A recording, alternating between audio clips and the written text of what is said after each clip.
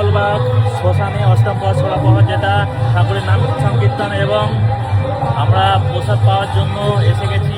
এবং প্রসাদ পাওয়ার মুমেন্ট যেটা কলাভাজি কেমন হয়েছে? কলাভাজি ভালো হয়েছে, নানা রকম সবজি আছে, ঠিক আছে। এখানে বসাটা সৌভাগ্য, জানেন তো?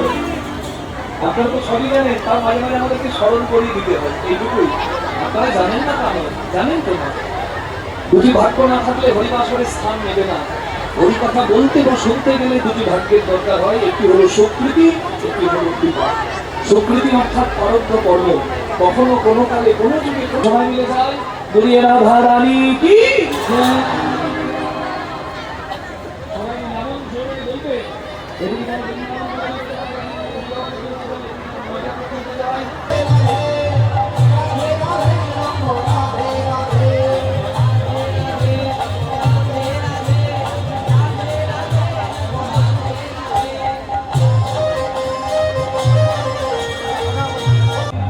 অনেক ভিড় হয়েছে, ঠেলাঠেলি।